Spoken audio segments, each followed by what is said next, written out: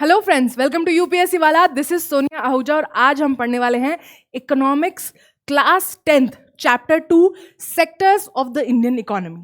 लेकिन ये chapter start करने से पहले हम दो छोटी सी कन्वर्सेशन कर लेते हैं। सबसे पहले लास्ट दो वीडियोस पे जो हमने सवाल पूछे थे उनका जवाब देंगे। Class 9th chapter 4 food security in India में मैंने सवाल पूछा था कि 1960 का जो फेमाइन आया था इंडिया में, उसमें यूएस ने हमारी हेल्प क्यों नहीं की थी। एंड सोनल पांडे, गिरीश पांडे, करण देवर, रिंकल यादव, खुशी जिंगानी, आप सबने बिल्कुल सही जवाब दिया है। बिकॉज इंडिया ने यूएस को क्रिटिसाइज किया था वियतनाम वॉर को लेकर, इसीलिए they did not help us. उसके बाद क्लास 10th चैप्टर 1 डेवलपमेंट, इसमें before we go to the questions दो छोटे से कॉन्सेप्ट की क्लैरिटी ले लेते हैं। इन्फेंट मोर्टेलिटी रेट क्या होता है? इन्फेंट मोर्टेलिटी रेट ये होता है कि for every 1000 kids that are born, उसमें से how many die before 1 year old। ठीक है, 1 साल होने के पहले कितने बच्चों की डेथ हो जाती है, उसे इन्फेंट मोर्टेलिटी रेट कहा जाता है। उसका उल्टा होता है कि कितने बचे। तो फॉर एग्जाम्पल अगर 1000 बच्चे पैदा हुए हैं तो मान लो अगर आपका 990 बच्चे जिंदा हैं 1 साल तक और 10 की डेथ हो गई, सो this is infant mortality rate. जितना इन्फेंट मोर्टेलिटी रेट कम होगा, कंट्री उतनी ही डेवलप्ड होगी। जितना बच्चे जिंदा होंगे ज़्यादा, उतना ही डेवलपमेंट, कंट्री ज़्यादा डेवलप्ड होगी, उतना ही डेवलपमेंट ज़्यादा माना जाएगा। So infant mortality rate is the number of children who die before they turn 1 out of 1000। Okay, और दूसरा था natural resources are not infinite. Okay, तो यहाँ पे बेसिकली फाइनाइट का मतलब होता है लिमिटेड। तो हम यहाँ क्या बोलने की कोशिश कर रहे हैं कि नेचुरल रिसोर्सेज जो होते हैं ना, कुछ नेचुरल रिसोर्सेज फाइनाइट होते हैं, ओके, कुछ इनफाइनाइट होते हैं। तो कौन से so all natural resources are not infinite, means they are not available for us to use as much as we want. ठीक है, सो प्राकृतिक संसाधन अनंत नहीं है। So which are these? Sun, wind, ये जो होते हैं ना, ये अनलिमिटेड है हमारे पास। ये रिसोर्सेज जो है वो अनलिमिटेड है, जितना यूज कर सकते हो करो। जो लिमिटेड है वो कौन से हैं? कोल हो गया, crude oil, fresh water, forest, land and so on. So these are the resources that are not infinite, means they are very limited and they will end if we overuse them. ठीक है, now that this is clear, let's move on to the questions that were asked in this chapter. सबसे पहला करण, I want to thank Jitesh Chaudhary and Karan Devar for pointing out these two and so that I can clear it. Karan Devar जी ने पूछा है which measures India can take to develop. Okay, अब वो depend करता है कि आप किस तरीके से डेवलप होना चाहते हैं। लाइक क्या आप यूएस की तरह पावरफुल और रिच होना चाहते हैं, या आप फिनलैंड, भूटान की तरह हैप्पीनेस वाला डेवलप होना चाहते हैं। तो उस पर डिपेंड करता है कि किस पे गवर्नमेंट ज़्यादा फोकस करेगी। बट बेसिक जो हम बोल सकते हैं ना, जो दोनों के लिए ही ज़रूरी है, क्योंकि देखो बोलते हैं ना, भूखे पेट होए ना भजन गोपाला। तो बेसिक जो बोल सकते हैं मेजर्स गवर्नमेंट ले सकती है टू मेक श्योर कि इकोनॉमिक ग्रोथ हो, पैसा तो चाहिए, फूड सिक्योरिटी हो, लिटरेसी हो, क्राइम कम हो, करप्शन कम हो, अच्छी क्वालिटी का वाटर, एयर, पोल्यूशन फ्री ये अवेलेबल हो, डिग्निफाइड लाइफ हो। ये सब कुछ बेसिक चीज़ें हैं, जो बेसिक मेजर्स हैं, हर कंट्री को लेने पड़ते हैं to become developed. But then उसके बाद कौन सा मेजर किस हद तक लेना है, ये डिपेंड करता है कि आपको कैसा डेवलप होना है। Okay, so next question is, Rinkal Yadav ji ने पूछा है why do we use 3% of the pure fresh water and not 97% of the saline water in the sea? Because it's very energy consuming to convert saline water into fresh water to be used in irrigation and drinking, because उसमें सिर्फ नमक नहीं है, और भी चीज़ें होती है, इम्प्योरिटीज़ होती है। बट ऐसा नहीं है कि वर्ल्ड में ये हो नहीं रहा है। देर आर मेनी कंट्रीज़ जहाँ पे पानी की कमी है, वो लोग सी वाटर का यूज़ कर रहे हैं। बट अगर आपके पास फ्रेश वाटर अवेलेबल है, ये 3% जब तक ये चल रहा है ठीक है, क्योंकि converting sea water into drinkable usable water is very energy consuming. ठीक है, तो एक वो हो गया. उसके बाद सोनल पांडे जी ने पूछा है, if development is different for different people then how government schemes help. बहुत बढ़िया सवाल है कि भाई हमने बोला कि सब लोगों के अपने अपने डेवलपमेंट गोल्स होते हैं, तो फिर गवर्नमेंट की डेवलपमेंट स्कीम्स कैसे काम करती है. Because government schemes focuses on basic development goals. ठीक है, हमने एग्जाम्पल देखा था, एक बंदा था जो सीजनल जॉब कर रहा था, उसको कभी खाना मिलता है, कभी नहीं मिलता है, कभी नौकरी मिलती है, कभी नहीं मिलती है. और दूसरी तरफ एक लड़की थी जो कि अर्बन एरिया में रह रही थी, उसके पास फाइनेंशियल रिसोर्सेज थे, लेकिन she was facing gender inequality in the house. तो दोनों के लिए डेवलपमेंट गोल्स अलग अलग है. इस ये चाहता है कि उसे रोज काम मिले और उसको उसका फैमिली का पेट भर सके. दूसरा इंसान चाहता है कि उसको जेंडर इक्वालिटी मिले. इनको कंपेयर करना सही नहीं है, ठीक है, क्योंकि दोनों ही डिग्निफाइड लाइफ के लिए ज़रूरी, पर एक दूसरे से मतलब there is a difference between them, but they are both needed for a developed life, right, for leading a good life, क्योंकि हर किसी की रिक्वायरमेंट्स अलग अलग होती है. तो what government does is the government only focuses on the basic ones like food, shelter, clothing, healthcare, बिल्कुल बेसिक वाली. तो आप जितनी भी गवर्नमेंट की स्कीम्स देखेंगे ना, वो टारगेटेड होती है या तो उन कम्युनिटीज़ के ऊपर जो बहुत ज़्यादा प्रोबेबल हैं to fall into poverty, insecurity, food insecurity, like schedule caste, schedule tribe, women in general, also you can say urban farmer, small land holding farmers हो गए, people who are not educated enough. तो ये जो groups होते हैं ना, transgenders for that matter, these groups are more vulnerable, so they focus more on them. आप देखोगे गवर्नमेंट पॉलिसीज हमेशा बेसिक नीड्स को और उन कम्युनिटीज़ को हेल्प करने की कोशिश करती है जो सबसे ज़्यादा पीड़ित हैं. ठीक है, दैट्स हाउ दे हेल्प. उनको अगर वो उठा लेंगी तो फिर of course government also works on creating gender equality, okay, but this is more sort of important than the other one. But it doesn't mean that you can do the one without the other one. Okay, you can't have a completely happy population if you still have evils like gender disparity or caste disparity. ठीक है, तो साथ में काम करना जरूरी है, but government की स्कीम्स जो होती है ना, वो इन पर ज़्यादा फोकस करती है. हिमांशु ने पूछा है कि data in NCERT is it important. Yes, however data is very important, but NCERT के डाटा के साथ ये प्रॉब्लम है कि वो हमेशा एक साल पुराना होता है. ठीक है, लास्ट ईयर का यूज़ करते हैं. तो अगर आप यूपीएससी एग्जाम के पॉइंट ऑफ व्यू से पूछ रहे हैं तो it is important that you quote the most latest relevant data, जो सबसे, क्योंकि अगर एनसीईआरटी में 2021 का दिया हुआ है, 2023 का दिया हुआ है, लेकिन जब आप एग्जाम दे रहे हो तब तक गवर्नमेंट ने लेटेस्ट डाटा निकाल दिया, तो फिर then that will be needed. And उसके अलावा it's not just the latest data but also from a credible sources, authenticated correct sources, वो भी इंपॉर्टेंट. मतलब आप सबसे ज़्यादा मार्क्स लाना चाहते हैं किसी भी आंसर के लिए, तो the best for you is to quote the most relevant data from the most authenticated sources. Okay, so for example क्या होंगे ये authenticated sources? RBI, Indian government की खुद के डाटा हो गए, IMF, मूडीज़, ये कंपनीज जहाँ के ये सेक्टर्स जिनके डाटा बहुत महत्व रखते हैं. ठीक है, तो data is important, but which data is important ये भी आपको ध्यान रखना है. उसके बाद शुभम राजन जी ने पूछा है कि green revolution happened in UP, Odisha, West Bengal, still people in these states are insecure in terms of food. Why? Because green revolution happened sporadically. Sporadic था मतलब कि सब जगह एक जैसा नहीं हुआ. यूपी, हरियाणा, पंजाब में ज़्यादा हुआ, उड़ीसा, वेस्ट बंगाल में कम हुआ.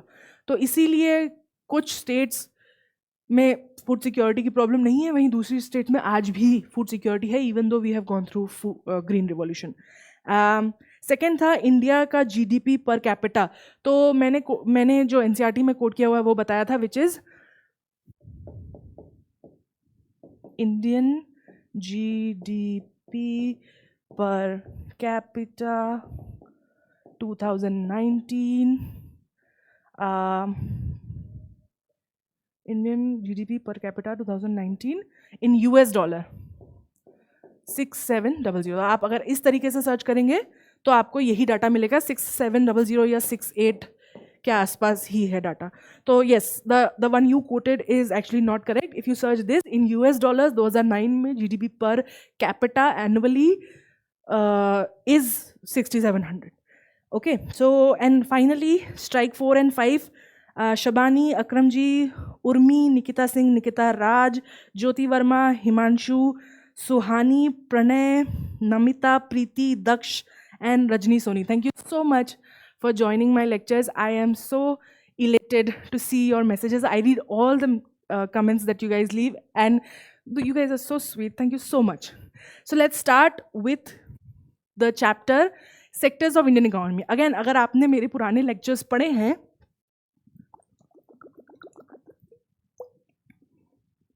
तो आपको सेक्टर्स ऑफ इकोनॉमी ऑलरेडी पता होंगे. हम बहुत सारी इकोनॉमिक एक्टिविटीज़ करते हैं, राइट? हम पैसा कमाने के लिए बहुत कुछ करते हैं. उन एक्टिविटीज़ को कैटेगराइज करने के लिए हमने ये सेक्टर्स बनाए. ठीक है, कौन सी एक्टिविटी, इकोनॉमिक एक्टिविटी का सिंपल मतलब क्या होता है, सबसे पहले ये समझते हैं, है ना? बेसिक्स से चालू करते हैं.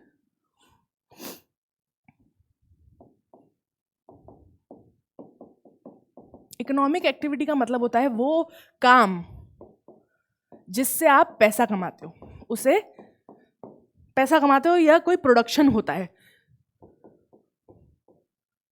उसको इकोनॉमिक एक्टिविटी बोलते हैं. और इन इकोनॉमिक एक्टिविटीज़ को हम कैटेगराइज करते हैं अपने समझ के लिए, और वो जो है उसे हम कहते हैं sectors of Indian economy. There are many economic activities happening around us. ठीक है, कई सारे लोग कई सारी चीज़ें कर रहे होते हैं. आपके आसपास दीदी होगी जो आपके घर में काम करने आती होगी, आपके पापा होंगे जो कहीं ऑफिस में कहीं काम करते होंगे, शॉप पे जाते होंगे, मैं हूँ, मैं यहाँ खड़े होकर आपको टीचिंग करा रही हूँ, आप बैठे हो, आप वहाँ पर के पढ़ रहे हो, किसी ने ये बोर्ड बनाया होगा, किसी ने ये कैमरा बनाया होगा, हर कोई अलग अलग टाइप के काम कर रहा है. These are all economic activities. To understand what goes on and how we need to categorize them into sectors, हम कैसे, how is it different, मेरा यहाँ खड़े होकर पढ़ाना और आपके पापा का या मम्मी का शॉप पे जाके कमाना, उन दोनों में फ़र्क क्या है, ये जानने के लिए हम इन कैटेगरी का यूज़ करते हैं. सबसे पहले we use primary. Primary means first, पहला, प्राथमिक. ठीक है, primary sector, production of goods, produce a good using exploiting, using natural resources. सबसे पहला सेक्टर वो होता है जिसमें हम किसी भी चीज को उगाते हैं नेचुरल रिसोर्सेस को, प्राकृतिक संसाधनों का इस्तेमाल करके. जब हम किसी चीज को पैदा करते हैं उसे हम प्राथमिक सेक्टर कहते हैं. तो उसमें क्या क्या आएगा? अगर फूड की बात करो तो एग्रीकल्चर आएगा, फिश की बात करो तो फिशरी, फॉरेस्ट्री, माइनिंग. ठीक है, anything that uses the natural resources that are available to us to create consumable goods is comes under primary sector. ठीक है, तो वो प्राथमिक सेक्टर में आता है. इसे प्राथमिक क्यों बोला जाता है? Why is it the first sector? Because it's the base, it forms the base of all produce.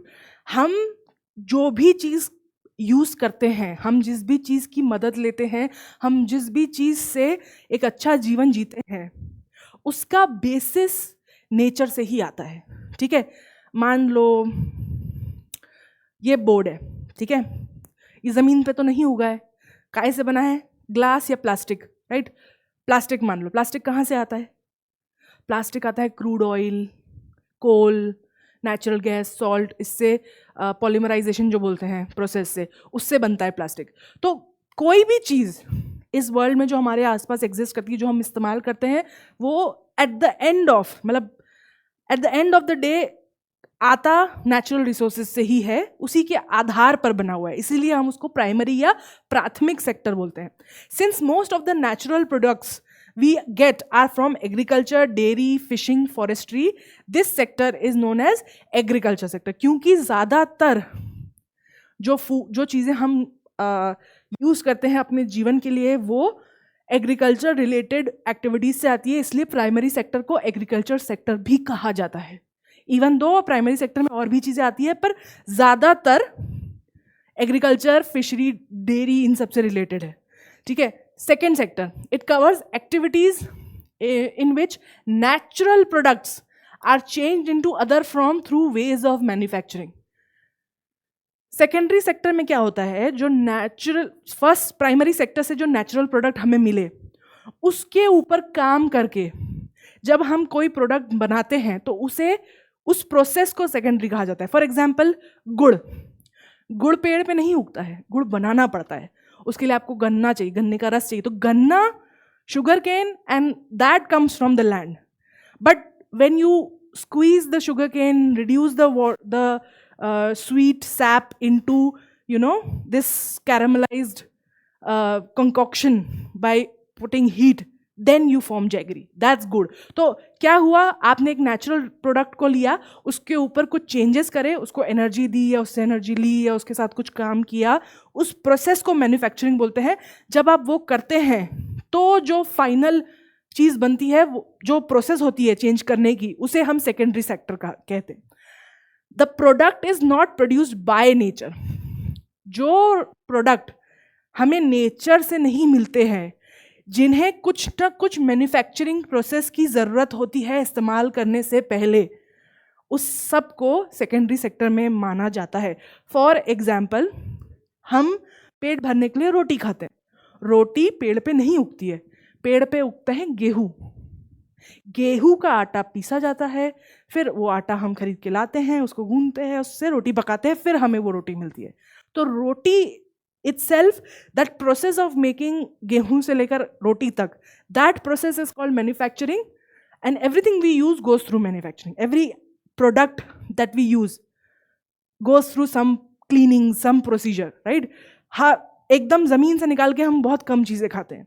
इसीलिए इस सेक्टर को मैन्युफैक्चरिंग सेक्टर भी बोला जाता है. सेकेंडरी सेक्टर को, जैसे प्राइमरी सेक्टर को एग्रीकल्चर बोला जाता है, वैसे सेकेंडरी सेक्टर को मैन्युफैक्चरिंग या इंडस्ट्रियल सेक्टर भी बोला जाता है. ठीक है, because that's what the main procedure is in that sector. अब क्यों बोला जाता है? So it's also called industrial sector या औद्योगिक क्षेत्र. फॉर एग्जाम्पल, अब कॉटन तो नेचुरली उगता है, नेचुरल रिसोर्स यूज करके उगता है, राइट? पर उसको वीव करके कपड़ा बनाना, that requires industrial help. So hence industrialization. Similarly, शक्कर बनाना from sugar cane, मिट्टी से ईंट बनाना, it requires some manufacturing. So that's why, और मैन्युफैक्चरिंग कहाँ होती है? इंडस्ट्रीज में. तो इससे इसे इंडस्ट्रियल सेक्टर कहा जाता है. जितनी भी चीज़ें हम इस्तेमाल करते हैं वो सब यहीं बनती है. Finally it's a tertiary sector, तीसरा सेक्टर. These are the activity that help in the development of primary and secondary sector. कौन सा सेक्टर है ये? क्या बोल रहा है वो चीज़ें, वो इकोनॉमिक एक्टिविटीज़ जो मदद करती है प्राइमरी और टर्शरी सेक्टर के डेवलपमेंट में, उसकी स्मूथ फंक्शनिंग में, उसको हम टर्शरी सेक्टर बोलते हैं. अब मान लो प्राइमरी और सेकेंडरी सेक्टर के काम करने में जो तेल है लगता है so that it work smoothly, lubrication, वो है अपना tertiary sector. It makes all these things easy. ठीक है, so these activities by themselves do not produce good. Tertiary sector में जो एक्टिविटीज होती है वो खुद कोई प्रोडक्ट नहीं बनाती है, बट दे एड, मदद करती है, and support, aid and support in production activities. चीज़ों को बनाने में जो प्राइमरी और सेकेंडरी सेक्टर में बन रही है उसकी प्रोसेस में एड और मदद करती है. इसीलिए for example, transport, storage, communication, banking, trade, some examples of tertiary activities. ठीक है, जो इन सब चीज़ों से आप प्राइमरी और सेकेंडरी में प्रोडक्शन करते हैं, इसीलिए इन्हें टर्शरी में कहा जाता है. Since these activities generate services and not goods. इस टर्शरी सेक्टर में सर्विसेज ज़्यादा होती है, सेवाएं ज़्यादा होती है, गुड्स ज़्यादा नहीं होते, इसीलिए इसे टर्शरी सेक्टर को सर्विस सेक्टर भी कहा जाता है. Okay, so now we understood the 3 sectors. अब सवाल ये है, why do we need to even categorise these things in the first place? क्या ज़रूरत है? सबसे पहले ज़रूरी है बिकॉज हमें जो काम हम कर रहे हैं, जो काम हमारे आसपास लोग कर रहे हैं, उन्हें सेग्रीगेट करना कि उस काम से आउटपुट क्या निकल रहा है. ठीक है, उसके लिए करते हैं. और सेकेंड रीज़न, ताकि हम समझ सकें कि जो भी इकोनॉमिक एक्टिविटीज़ हो रही है अक्रॉस द कंट्री, उसमें से सबसे ज़्यादा पैसा किससे कमाया जा रहा है, सबसे ज़्यादा प्रोडक्शन किससे हो रहा है, ये समझने के लिए, for that purpose we categorize economic activities. Okay, now जब हम किसी इकोनॉमिक एक्टिविटी को 3 सेक्टर्स में हम यहाँ पे बांट रहे हैं, तो उनको हम कंपेयर भी करते हैं आपस में कि भाई कौन सा ज़्यादा इम्पॉर्टेंट है, कौन से इसमें कम पैसे लगते हैं, ज़्यादा प्रोडक्शन होता है, किस में हमें ज़्यादा मेहनत करनी, मतलब एक तरीके से बोलते हैं ना, डिवाइड करके आप अच्छे से उनको मॉनिटर कर सकते हो, ठीक है, कि हमें किस सेक्टर में ज़्यादा काम करना है, किस सेक्टर में गिरावट आ रही है, किस सेक्टर में ज़्यादा रूल्स रेगुलेशंस की ज़रूरत है ताकि हम उसके आउटपुट को संभाल सके। तो डिवाइड करना, जैसे हम दिन घर के काम होते हैं, सुबह से शाम तक 10 काम होते हैं, राइट, हम उनको डिवाइड कर देते हैं, राइट, कि घर में ये इंसान ये काम करेगा, दूसरा वाला इंसान ये काम करेगा, तीसरा इंसान ये काम करेगा, राइट। वो हम क्यों करते हैं ये division? So that it just becomes easier. This is the same reason why sectors are also divided, just so that you can help manage them better. Okay, तो the 3 sectors have various people working for them. हर तीनों sectors में बहुत सारे लोग काम कर रहे होते हैं. They have various production activities, कई सारे काम हो रहे होते हैं. हर सेक्टर में अपना अपना काम होता है, हर सेक्टर में अपने अपने लेवल का काम होता है ना, कि मतलब what the kind of skills that you need in agriculture, the kind of machinery you need अलग अलग होती है. जैसे खेत में आपको ट्रैक्टर की ज़रूरत होगी, ट्रांसपोर्ट के बिजनेस में ट्रकों की ज़रूरत होगी, वहीं आपको टर्शरी सेक्टर में कैब्स की ज़रूरत होगी. तीनों ही व्हीकल हैं, तीनों ही टायर हैं 4, लेकिन these are the things you need. So different activities करते हैं वो. So all these sectors have various activities and different people working from them. It is important to see who produces more and how. ये ज़रूरी है हमारे लिए देखना कि कौन सा सेक्टर कितना प्रोड्यूस कर रहा है और कैसे, ठीक है. Also which are more dominant in terms of production and employment. हमें ये भी देखना है कि हमारी कंट्री में या हमारी कम्युनिटी में, सोसाइटी में कौन से सेक्टर में ज़्यादा लोगों को एम्प्लॉयमेंट मिल रहा है और उसमें ज़्यादा प्रोडक्शन हो रहा है. अब ये चीज़ जो है ना, कंट्री टू कंट्री चेंज होती है, ठीक है. जो बड़ी कंट्रीज होती हैं ज़्यादातर उनमें प्राइमरी सेक्टर बड़ा होता है ना, जैसे चाइना, रशिया, इंडिया, यूएस. वहीं अगर आप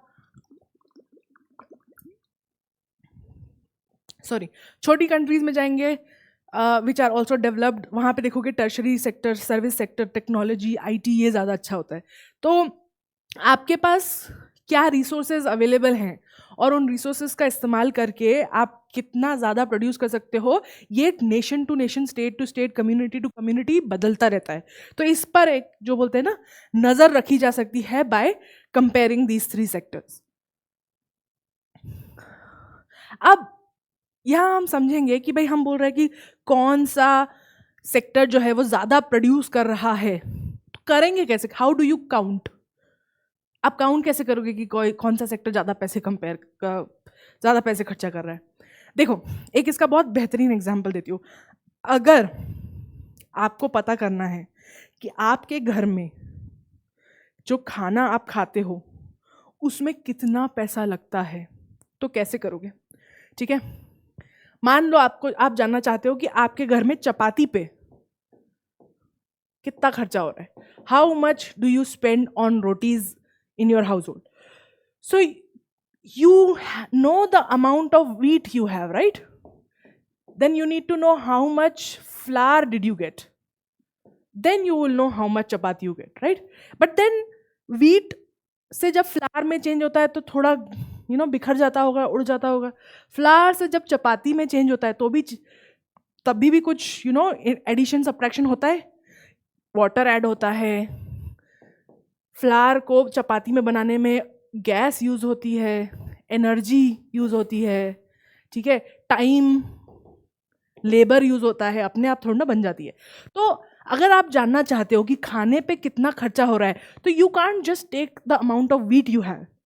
अगर आप एक कैलकुलेशन करना चाहते हो कि आपके घर में खाने पे कितना पैसा खर्चा हो रहा है, तो आप सिर्फ अनाज को इकट्ठा करके नहीं बता सकते कि भाई हम इस महीने 10,000 रुपये का अनाज लाए तो हमारा इस महीने का खाने का खर्चा 10,000 रुपये. ऐसा नहीं होता है, बिकॉज उस अनाज को कंज्यूम करने के लिए और भी आपको चीज़ों की ज़रूरत होती है. तो जब भी हम किसी भी सेक्टर का प्रोडक्शन को काउंट करने की कोशिश करते हैं तो हम उसके प्राइमरी गुड्स को नहीं देखते हैं, ठीक है. The value of goods and services need to be taken in to account. The final goods and services are included, ठीक है। फाइनल का क्या मतलब है कि जब उसकी पूरी प्रोसेसिंग हो जाती है उसके बाद जो उसकी वैल्यू है उस वैल्यू पे हम एडिशन करते हैं, उस वैल्यू को हम काउंट करते हैं, ठीक है। अगर फॉर एग्जाम्पल अगर आप जानना चाहते हैं कि हमारे देश में टोटल कितना गेहूं है या कितना अनाज है, तो आप ऐसा थोड़ा ना करोगी कि 10,000 क्विंटल ये है, फ्लावर 10,000 क्विंटल, मतलब मान लो ये कम है 990, और चपातियाँ और थोड़ा बढ़ गई 110 क्योंकि पानी ऐड हो गया, क्विंटल है, तो क्या आप इन तीनों को ऐड कर दोगे क्या कि भाई ये प्लस ये इतना अनाज है? नहीं ना, एक ही चीज़ को पकड़ोगे ना, क्योंकि चपाती में मान लो आपने दूसरी चीज़ें ऐड कर दी, आपने सोयाबीन ऐड कर दिया प्रोटीन के लिए, ठीक है। आजकल वो आ रहा है मल्टीग्रेन। तो in order to make sure that you are calculating everything, you will not take the value of this or this, you will take the value of this chapati, ठीक है। सिमिलरली जब भी इंडिया में या किसी भी country में वो जानना चाहते हैं कि एक सेक्टर में कितना आउटपुट हुआ है, तो वो उसके फाइनल गुड्स और सर्विस को काउंट करते हैं, ठीक है। That's how the things are counted. Why only final goods? Why final goods? For example, यहीं पे दिया wheat is used in making wheat flour is an intermediate. गेहूं का आटा और रोटी के बीच में गेहूं का आटा इज इंटरमीडिएट, ठीक है, वो इंटरमीडिएट प्रोडक्ट है। This goods adds up in making final product. जब आटे से रोटी बनती है तो उसमें और भी सारी चीजें ऐड हो जाती है, ठीक है। This is why hence only the final goods and services are counted. इसीलिए क्योंकि और भी चीजें ऐड हो जाती है जब एक गुड और सर्विस फाइनली प्रोड्यूस होकर मार्केट में आता है, इसलिए हम उसके फाइनल प्रोडक्ट को ही गिनते हैं। Now what is GDP? हमने ऑलरेडी ये लास्ट क्लास में पढ़ा था कि जीडीपी क्या होता है, ग्रोस डोमेस्टिक प्रोडक्ट, सकल घरेलू उत्पाद। The value of final goods and services produced in each year in each sector during a particular year provided the total production of the sectors for that year, ठीक है। वो क्या बोल रहा है, एक लिमिटेड टाइम स्पैन में, ठीक है, एक फाइनेंशियल ईयर, या फिर आप बोल दो 1 क्वार्टर ऑफ अ ईयर, ये टाइम इंपॉर्टेंस रखता है, ठीक है, कि आप एक साल की बात कर रहे हो या एक क्वार्टर की बात कर रहे हो या एक सेक्टर की बात कर रहे हो, but depending on you finalise that one, and then उस पूरे टाइम पीरियड में, इस जो भी टाइम पीरियड आपने सिलेक्ट किया, इस टाइम पीरियड में जितना भी फाइनल वैल्यू है गुड्स और सर्विसेज का, दैट इज कंसिडर्ड जीडीपी, ठीक है। उसे हम ग्रोस डोमेस्टिक प्रोडक्ट बोलते हैं। The sum of what is produced in these 3 sectors, ये तीनों सेक्टर प्राइमरी, सेकेंडरी, टर्शरी, तीनों को जब हम मिला देते हैं तो we get the final number, okay, it is the value of all the final goods and services produced in a particular year. GDP shows how big the economy is. Basically क्या बोलने की कोशिश करें, एक फाइनेंशियल ईयर में या एक fix amount of time में, चाहे वो क्वार्टरली हो, 1 महीना हो, 1 साल हो, 5 साल हो, उस पीरियड ऑफ टाइम में तीनों सेक्टर्स ने मिलकर जो उसने फाइनल गुड्स और सर्विसेज प्रोड्यूस करी है, उसके अमाउंट को एक साथ जब हम जोड़ लेते हैं तो उसे जीडीपी कहा जाता है। और एक जीडीपी बताता है कि एक इकोनॉमी कितनी बड़ी कितनी छोटी है। तो जितना बड़ा देश और उसकी जितनी बड़ी इकोनॉमी, उसका जीडीपी उतना ज़्यादा होगा। And that is why we constantly every year, आपने देखा होगा कि लोग जीडीपी के बारे में बात करते हैं, इस साल जीडीपी इतना हो गया, कम हो गया, गिर गया, ऊपर चढ़ गया, इतना बढ़ना चाहिए फ्यूचर में।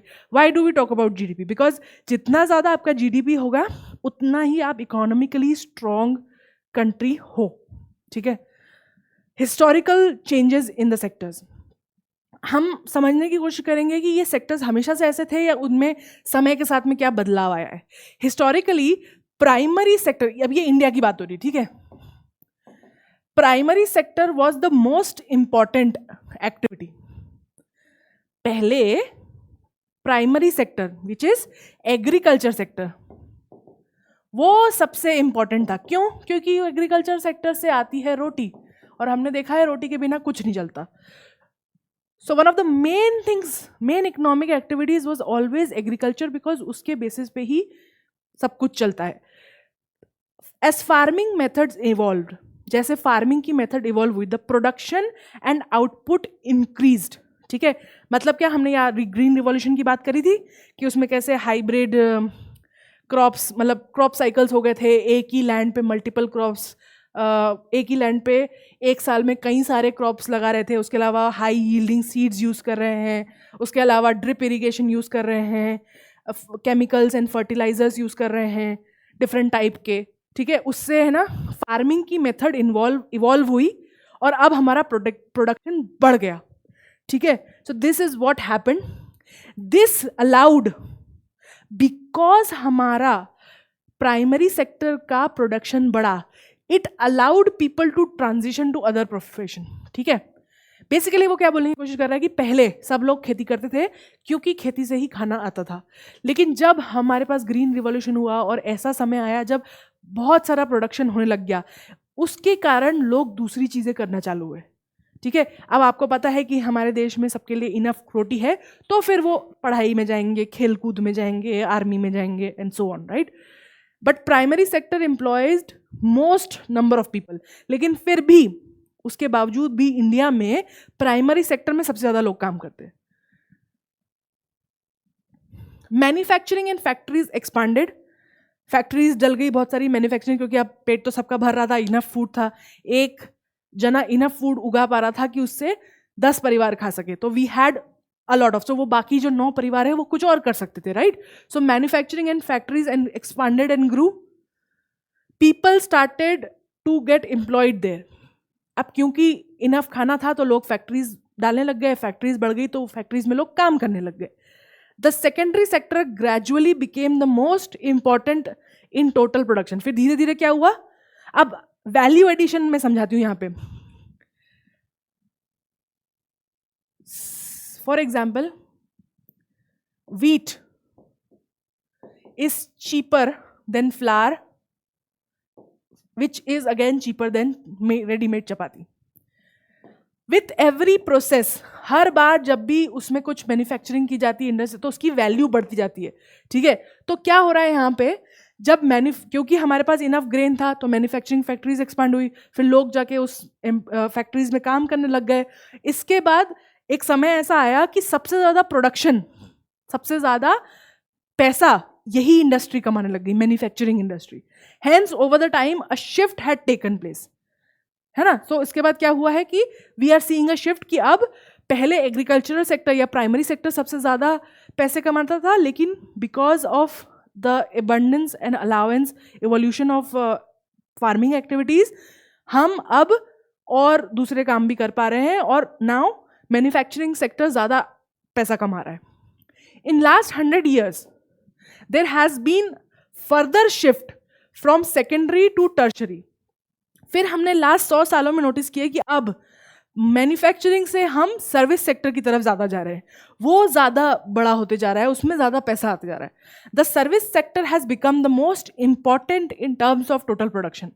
अब क्या हुआ है, finally now tertiary sector, service sector सबसे ज़्यादा पैसा कमा रहा है। Most of the working people are also employed in the service sector. ज़्यादातर काम करने वाले लोग आज के समय में सर्विस सेक्टर में काम करते हैं। ठीक है, तो ये एक आप देख रहे हो शिफ्ट चालू हुआ प्राइमरी से, फिर उसके बाद धीरे धीरे जब क्योंकि प्राइमरी सेक्टर में एग्रीकल्चर में बूम आया तो मैन्युफैक्चरिंग बड़ा हुआ, मैन्युफैक्चरिंग बड़ा हुआ तो टर्शरी बड़ा हुआ। ठीक है, ये कुछ डाटा दिया हुआ है, बार ग्राफ टू अंडरस्टैंड। ये 73-74 का डाटा है। ठीक है, और ये 2013-14 का डाटा है। ठीक है, तो आप देखोगे ये परसेंटेज दिए हुए हैं यहाँ पे, नहीं परसेंटेज नहीं दिए हुए, it's very light in crore, this income I think this is 1 lakh crore, this is 2 lakh crore, 3 lakh crore, हाँ, तो ऐसे करोड़ में अमाउंट दिया हुआ है। और आप देखोगे यहाँ पे प्राइमरी सेक्टर ब्लू में इतना था, टर्शरी इतना था, और सॉरी सेकेंडरी इतना था और टर्शरी इतना था, सब 1 लाख करोड़ के अंदर थे। और अब देखो 2013-14 में क्या बात हुई है। ठीक है, you can clearly see that primary sector तो बड़ा ही है, काफ़ी बड़ा है compare to even manufacturing sector बड़ा है, लेकिन टर्शरी सेक्टर में तो मजे ही आ गए।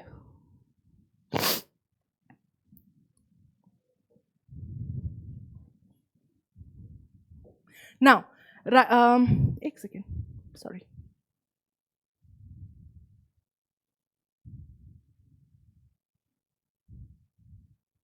Now, the production in the past 40 years has increased most in the tertiary sector.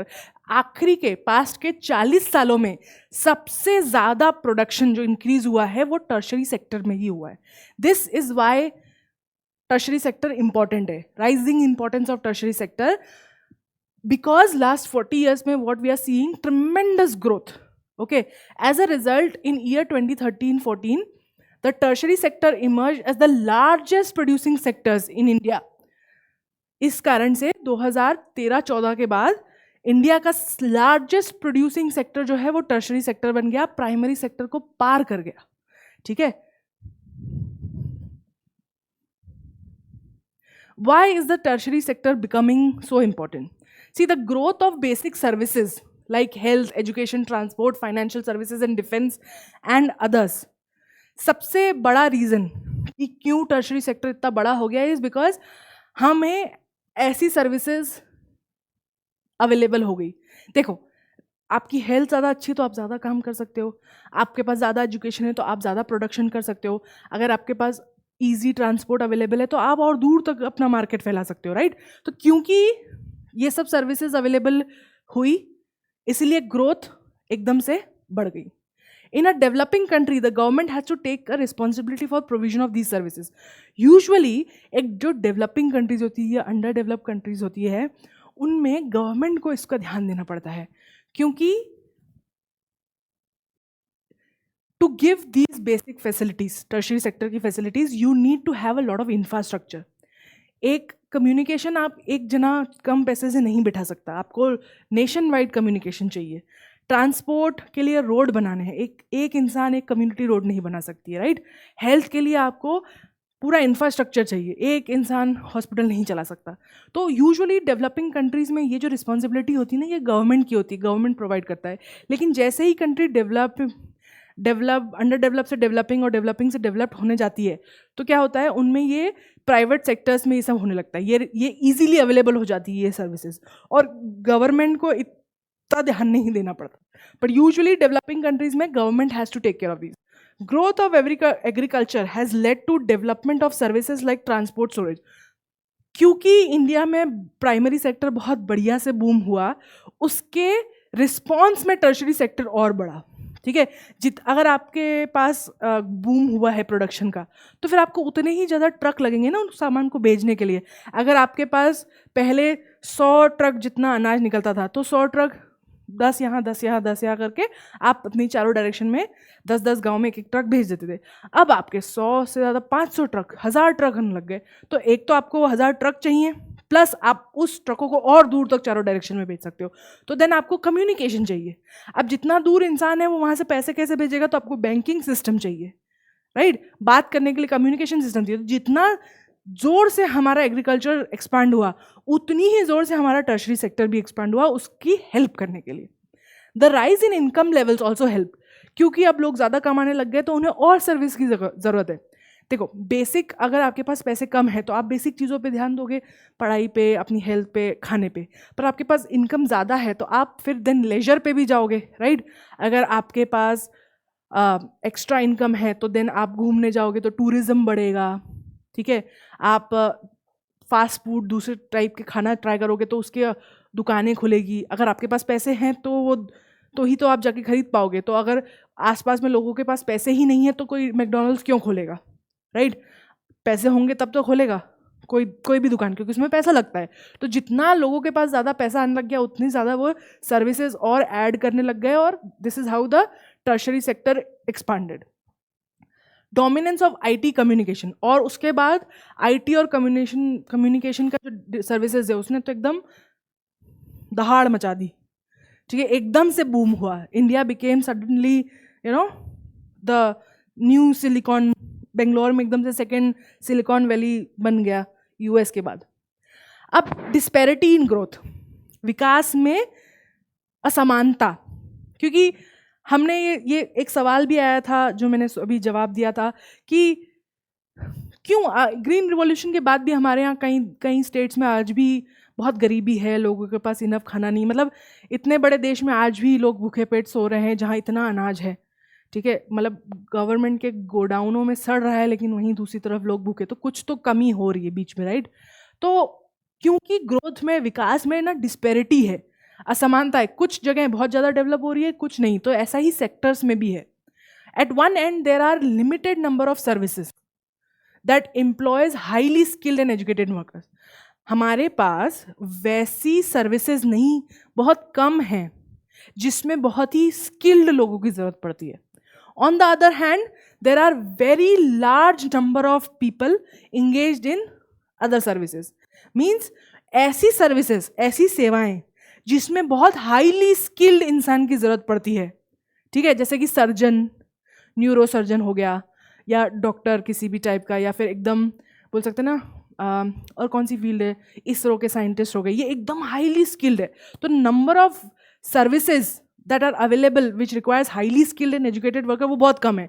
वहीं जहाँ पे स्किल्ड लेबर्स की ज़रूरत नहीं है वहाँ पे बहुत सारे लोग हैं। तो जैसे आज फॉर एग्जांपल डिलीवरी पर्सन जो आजकल ऑनलाइन डिलीवरीज करते हैं, बहुत सारे लोग अवेलेबल है, लिमिटेड उसकी रिक्वायरमेंट्स है, तो उस सर्विस में बथेरे लोग हैं, ठीक है। तो ये एक प्रॉब्लम है। For example small shopkeepers, repair person, transport person, ये बहुत सारे लोग हैं available. These people barely manage to earn a living, ठीक है। क्या होता है ना, जब किसी भी सेक्टर में काम करने वाले लोग बहुत हों पर उतना काम नहीं हो, तो फिर उतना पैसा नहीं होता। जब हमने डिमांड सप्लाई वाली बात पढ़ी थी कि डिमांड है, सप्लाई, प्राइस, अगर बहुत सारे लोग अवेलेबल हैं और सप्लाई नहीं है, ओके, तो क्या होगा, प्राइस एकदम से गिर जाएगा, क्योंकि खूब सारे लोग अवेलेबल है काम करने के लिए पर उतना काम है नहीं, तो पैसा नहीं मिलता है ना। तो लाइक अगर कोई आप दे रहे हो 1000 रुपये महीना किसी को कुछ काम करने का, पर अगर वहीं 10 लोग और हैं जो फ्री बैठे हैं, तो सब बोलेंगे अरे हम 900 में कर देंगे, हम 800 में कर देंगे, हम 600 में कर देंगे। तो ऐसे क्या होता है कि बहुत सारे लोग रेडी हैं वो काम करने के लिए, इसलिए उनकी अर्निंग गिर जाती है। Yet they perform these services because no alternate opportunities available. फिर भी वो लोग ये काम करते हैं, इवन दो वो बेयर मिनिमम का कमा पा रहे हैं, उससे फिर भी वो काम करते हैं क्योंकि ऑप्शन नहीं है। Hence only a part of this sector is growing in importance, ठीक है। क्या है ना, इस मतलब विद इन अ सेक्टर भी ये है कि कुछ इसका एक बहुत अच्छा एग्जांपल देती हूँ आपको। एग्रीकल्चर ले लो, ठीक है। एग्रीकल्चर में हमने देखा है कि क्योंकि गवर्नमेंट एमएसपी पे वीट और राइस खरीदती है, तो ज़्यादातर एग्रीकल्चर जो फार्मर्स है वो राइस और वीट उगाना चाहते हैं, क्योंकि उनको गारंटी है कि मार्केट में कुछ भी चल रहा है उनका तो बिक जाएगा, इसलिए वो दूसरे टाइप के ग्रेन्स पे ध्यान नहीं देते। तो क्या हो रहा है, वीट और राइस बहुत ज़्यादा है, दूसरे ग्रेन्स बिल्कुल नहीं है। वहीं आप देख लो, अगर मैन्युफैक्चरिंग इंडस्ट्री है, ठीक है, कुछ मैन्युफैक्चरिंग इंडस्ट्री में बहुत बढ़िया चल रहा है, ठीक है, जैसे कि मान लो कंप्यूटर बनाने वाली कंपनी हो गई, कार्स बनाने वाली कंपनी हो गई। एट द सेम टाइम अगर आप किसी और फील्ड में जाओगे, जैसे आई थिंक कार बनाने वाली कंपनी में बहुत ज़्यादा डार्थ है, because automatic industry is not doing that well in India. तो but like IT sector companies वहाँ बहुत अच्छा चल रहा है, वो तो खैर टर्शरी हो गया, मैन्युफैक्चरिंग की हम बात कर रहे हैं। तो जैसे कॉटन वीविंग, एक टाइम पे हमारे यहाँ क्लॉथ मिल्स बहुत ज़्यादा चलती थी, फिर एक टाइम उसके बाद प्रॉब्लम्स आ गई, and then all of them stopped, right. तो वैसे ही basically within a sector कुछ एरियाज़ बहुत अच्छा काम कर रहे हैं, कुछ एरियाज़ बिल्कुल अच्छा काम नहीं कर रहे, ठीक है। और उसके कारण जो ग्रोथ है वो सेक्टर्स के कुछ हिस्सों में ही हो रही है। तो अगर मैन्युफैक्चरिंग की बात करें तो आयरन मैन्युफैक्चरिंग बहुत बढ़िया चल रही है, लेकिन वहीं कॉटन मैन्युफैक्चरिंग गिरती जा रही है, ठीक है। एक ग्रेन का की प्रोडक्शन बहुत बढ़िया हो रहा है तो दूसरे का गिरता जा रहा है। कॉमन नहीं है, सेम नहीं है अक्रॉस इट, ठीक है। तो कुछ लोगों के पास बहुत पैसा है और कुछ लोगों को बेसिक भी नहीं मिल पा रहा है। दिस इज, अब इन्होंने बेसिकली क्या किया है, सेम दो वही सेम डाटा है सेम ईयर का, ये है 73 और 74 का, और ये है 2013 और 14 का, ठीक है, पर उन्होंने उसको स्ट्रेच कर दिया है। और इस एक्सेस पे क्या है, परसेंटेज है, ये है 100%, ठीक है। तो वो क्या बोलने की कोशिश कर रहे हैं, कि क्या दिखाने की कोशिश कर रहे हैं कि कौन सा सेक्टर कितना परसेंटेज जीडीपी का था। तो जहां 73 74 में दिस वाज द परसेंटेज, कितना आएगा ये, 40% के आसपास, 40%, this was 10% and this was 50%, this was the division. 1973-74 में this was the division, primary tertiary secondary का कितना वो जीडीपी का हिस्सा था। वहीं 2013-14 में आप देखो, this is 10%, this is 20% and this is 70%। 2013-14 में टर्शरी सेक्टर 70% इनकम दे रहा था, जीडीपी का हिस्सा दे रहा था, whereas these were giving 20 and 10%। And 73 में देखो क्या डिवीजन था, 50 10 40, मतलब प्राइमरी और टर्शरी ऑलमोस्ट बराबर थे, और मैन्युफैक्चरिंग बहुत कम थी। अब मैन्युफैक्चरिंग थोड़ी सी यहाँ पे बढ़ गई है, लेकिन प्राइमरी एकदम ही गिर गया है, और 70% जो है जीडीपी वो टर्शरी निकाल रहा है। इसके बाद इसके जस्ट आगे का आप डाटा देखोगे तो यहाँ पे सेम वही यूज किया गया है, but in terms of employment, कि कितने, सेम डाटा अगेन, मतलब ये वही है 100%, ठीक है, यहाँ तक ये 1973-74 का है, और ये 2013-14 का है, ठीक है। यहाँ पे आप देखो प्राइमरी सेक्टर में कितने लोग काम कर रहे हैं, ऑलमोस्ट ये 20% है, ये 10% है, ये 70% है। इसमें 70% लोग जो थे वो प्राइमरी सेक्टर में काम कर रहे थे, और वहीं 2013-14 में आप देखो, this comes around 45%, this comes around 35%, this comes around 20, नहीं, that's a wrong calculation, comes around 25%,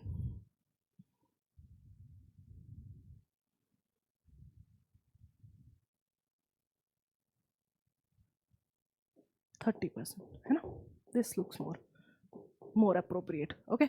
so अब यहाँ पे आप देखो कि 1973-74 में पीछे जाते हैं, 40% जीडीपी था और एम्प्लॉयमेंट था 70%, मतलब प्रोडक्शन इतना कम हो रहा था 40%, लेकिन एम्प्लॉयमेंट 70% था। वहीं आप देखो प्राइमरी सेक्टर का 50% था जीडीपी, लेकिन एम्प्लॉयमेंट कितनी, 20%। ये 73-74 का है। अब कंपेयर करते हैं इसी को हम 2013 में। 2013-14 में प्राइमरी सेक्टर जीडीपी सिर्फ 10% दे रहा है, लेकिन एम्प्लॉय कितना कर रहा है, 45%।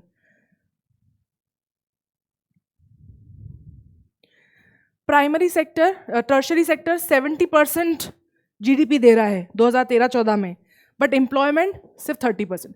सो यहाँ पे हम बेसिकली क्या कंपेयर कर रहे हैं कि कितना ग्रोथ एक हो रही है एक सेक्टर में, कितना प्रोडक्शन हो रहा है, लेकिन उसके बदले वो कितने लोगों को एम्प्लॉय कर रहा है। तो वो डिस्पैरिटी यहीं से आती है कि यहाँ बहुत सारे लोग काम कर रहे हैं पर आउटपुट बहुत कम है, मतलब ये सब लोग गरीबी में काम कर रहे हैं ना। यहाँ बहुत कम लोगों को बहुत सारा पैसा कमा रहे हैं, यहाँ बहुत सारे लोग बहुत कम पैसा कमा रहे हैं। That's the disparity and we are seeing कि 1973-74 से 2013-14 में ये डिस्पैरिटी इंक्रीज ही हुई है। Now let's move on things to focus on। अब क्या है वो चीज़ें जिन पर हमें फोकस करना चाहिए। इवन दो इंडस्ट्रियल आउटपुट और production of the goods went up by more than 9 times, ठीक है, इंडस्ट्रियल जो प्रोडक्शन है, आउटपुट है, वो 9 times ऊपर गया है, लेकिन एम्प्लॉयमेंट जो है वो सिर्फ 3 times ऊपर गई है। मतलब क्या बोल रहा है वो कि मैन्युफैक्चरिंग सेक्टर का कितना जीडीपी है वो इंटू 9 हो गया है, पर लेकिन जो एम्प्लॉयमेंट नंबर है वो इंटू 3 ही है। मतलब वो 9 गुना ज़्यादा कमा रहे हैं, लेकिन सिर्फ 3 गुना ज़्यादा लोगों को एम्प्लॉय कर रहे हैं, ठीक है। और उसके बाद the same applies to tertiary sector. Tertiary sector में भी यही हो रहा है कि प्रोडक्शन जो है वो 14 times जितना वो 1973-74 में कमा रहे थे, उसके बदले वो 14 times ज़्यादा कमा रहे हैं, लेकिन एम्प्लॉयमेंट जो है वो सिर्फ 5 times हुई है। मैन्युफैक्चरिंग सेक्टर में इतना है, टर्शरी सेक्टर में GDP इंटू 14 हुआ है, लेकिन एम्प्लॉयमेंट नंबर्स इंटू 5। ये सेक्टर कमा रहा है 14 गुना, लेकिन एम्प्लॉय कर रहा है सिर्फ 5 गुना लोगों को, ठीक है। तो more than half of the workers in the country are working in the primary sector. आज भी इवन दो हमारी इकोनॉमी का 70% GDP टर्शरी सेक्टर से आता है, फिर भी आधे से ज़्यादा जनता आज भी प्राइमरी सेक्टर में काम करती है।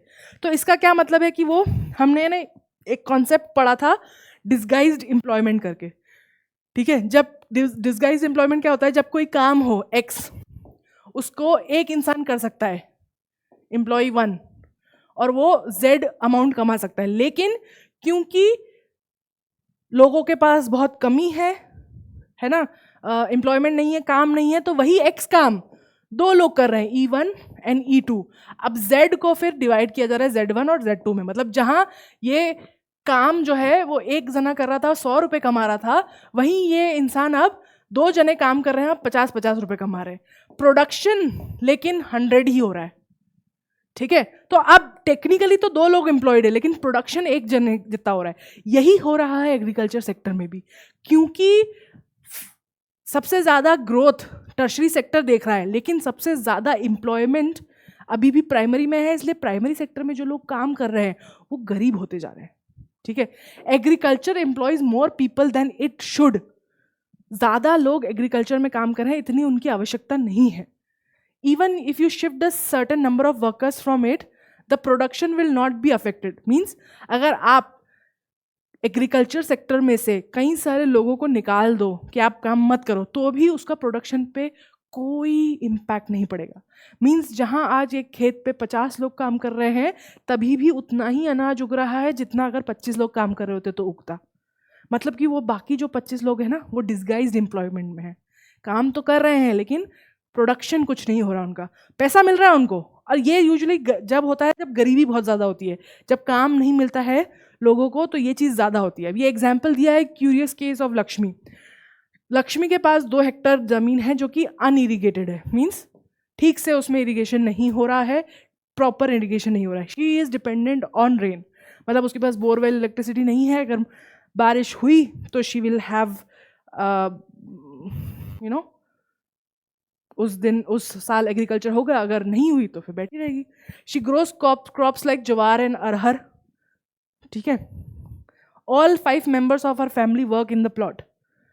उसके परिवार में 5 लोग हैं, पाँचों इस 2 हेक्टेयर में काम करते हैं, ठीक है, थ्रू आउट द ईयर। अब क्या हो रहा है देखो, इमेजिन करो कोई और है, फैमिली है 5 जनों की, ठीक है, मम्मी पापा और 3 बच्चे। आप एग्जाम्पल मान लो डॉटर 1, डॉटर 2, सन 1, ठीक है, मान लो। अब ये 5 लोग हैं, मदर फादर पापा, हाँ ठीक है। तो अब क्या होगा कि अगर एक मॉडर्न हाउस होल्ड आप देखो तो उसमें क्या होगा, father will doing a job, ठीक है, mother will also be doing a job, even sometimes each of them can also be home maker, but ठीक है। Daughter will be working one other job, another daughter will be working second job, and son will be working. तो उनकी 3 जगह से income, 3 से 4 जगह से income आ रही होगी, ठीक है। बट यहाँ पे और चारों लोग काम कर रहे हैं, 5 लोग। अब इसमें से अगर 2 लोग काम नहीं करते, सपोज करो पापा जॉब नहीं करते, work from is a modern father who takes care of the children, ठीक है, एक बच्चा छोटा है अभी, मान लो एक डॉटर छोटी है, तो ये डॉटर नहीं कमा रही है और पापा इसका ध्यान रख रहे हैं, तो मदर जॉब कर रही है और दोनों दूसरे बच्चे भी काम कर रहे हैं। So there are 3 people working. But यहाँ पे क्या हो रहा है, 5 काम कर रहे हैं लेकिन कोई भी पूरा काम नहीं कर रहा। Everyone is working but they have divided the labor because they don't have anything else to do. तो वही 5 लोग मिलकर उस खेत में काम कर रहे हैं जिसमें लिमिटेड ही रिसोर्स है, क्योंकि वो उसके पास कोई और रिसोर्स वो नहीं है, तरीका कि वो अपनी यील्ड को बढ़ा सके, क्योंकि वो she depends on the rain. अब ऐसा क्यों हो रहा है, they have nowhere else to go for work, क्योंकि वहाँ पे आसपास कोई और काम ही नहीं है। Everyone is working, no one is idle. उसके घर के 5 लोग काम कर रहे हैं, कोई भी फालतू नहीं बैठा है, but in actual fact the labour efforts gate divided. काम डिवाइड हो जाता है, आज ये कर लिया, सुबह इसने थोड़ा सा, बाकी टाइम वो बैठा है, दूसरे ने कर लिया, दूसरा काम तीसरे ने, क्योंकि फालतू कोई नहीं बैठना चाहता, बट दूसरा काम भी तो नहीं है ना, कहीं जा भी तो नहीं सकते ना। Each one is doing some work but no one is fully employed. उस 5 में हर कोई काम कर रहा है लेकिन कोई भी फुली एम्प्लॉयड नहीं है। तो and this situation is of underemployment where people are apparently working but मतलब लोग काम कर रहे हैं लेकिन जितना उनकी एबिलिटी है पूरी, अगर मान लो हम बोल सकते हैं कि एक इंसान एवरेज पूरे दिन में 8 घंटे काम कर सकता है, तो यहाँ पे ये लोग पांचों जने 2-2 घंटे काम कर रहे हैं, पूरा कोई अपनी फुल पोटेंशियल तक कोई काम नहीं कर रहा है. This is disguised employment. ठीक है, इसे हम डिसगाइज एम्प्लॉयमेंट बोलते हैं. There are many such farmers in India. India में ये बहुत प्रेवलेंट है, स्पेशली स्मॉल लैंड ओनर्स में. There is unemployment in other sectors as well. दूसरे सेक्टर्स में भी अनएम्प्लॉयमेंट है. टर्शरी सेक्टर में हमारे पास कई सारे इंजीनियर्स बैठे हैं घर पे जिनके पास कुछ नौकरी नहीं है करने के लिए. So many people graduated but they are working on juice stalls and food stalls because they're not getting the kind of job they need from the kind of education they have gotten. जिस तरीके की उनको शिक्षा मिली है उस तरीके का काम उन्हें नहीं मिल रहा है, तो वो दूसरे काम कर रहे हैं. जैसे for example plumbers, painters, card pushers, इतने सारे लोग अवेलेबल हैं, काम उतना नहीं है, तो सब लोग जितना मिल रहा है उतना काम कर रहे हैं. They may spend the whole day but earn very little, क्योंकि इतने सारे लोग हैं प्लम्बिंग का काम करने के लिए, पेंटिंग का काम करने के लिए, कि इवन तो वो पूरा दिन काम कर रहे हैं, पूरा दिन बैठे हैं कि हाँ हमें काम दो, लेकिन उन लायक काम ही नहीं है तो वो उतना कमा ही नहीं पाते हैं. They are doing this work because they do not have any other opportunities. वो ये काम इसलिए कर रहे हैं क्योंकि उनके पास और कोई ऑप्शन नहीं है, क्योंकि उनकी यही स्किल है और उस स्किल लिमिटेड स्किल है और उतना काम है नहीं. ठीक है, कई सारे दूसरे फैक्टर्स भी होते हैं.